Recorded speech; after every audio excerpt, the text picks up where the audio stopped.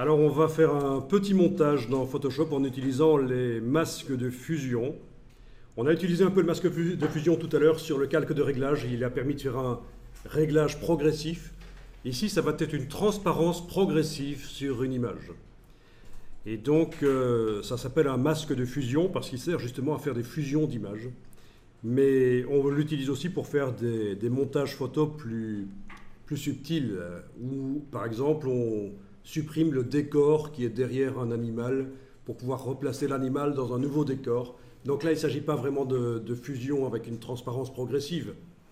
Mais en quelque sorte quand même, oui, on y reviendra.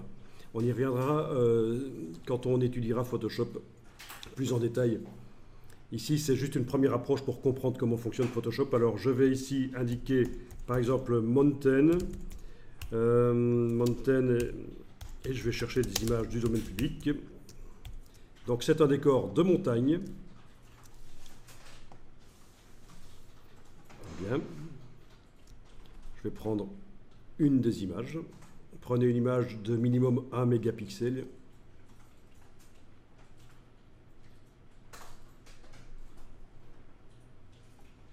Ensuite, je vais également chercher l'image d'un animal.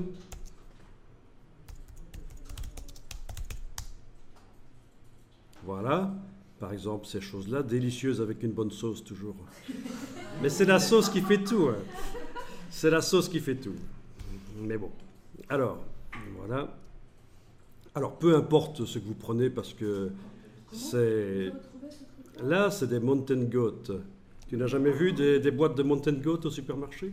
Non, c'est quoi?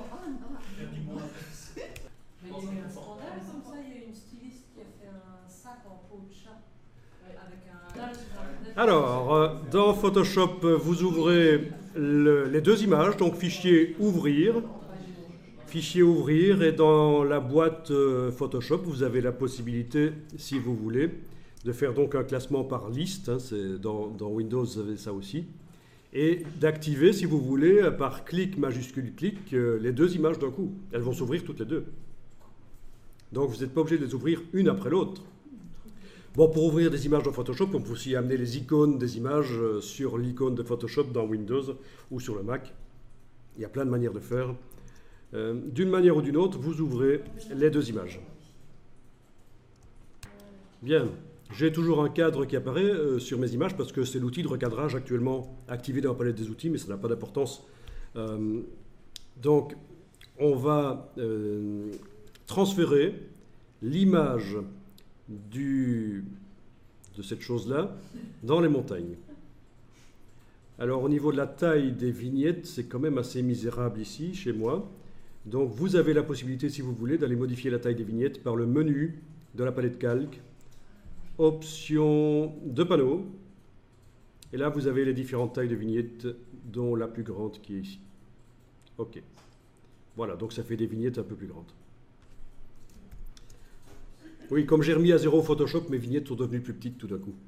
Comme d'origine dans Photoshop. J'ai remis à zéro Photoshop, je l'ai redécouvert tel qu'il était la première fois qu'il était installé sur l'ordinateur et que je l'ai utilisé. C'était un grand moment, je m'en souviens.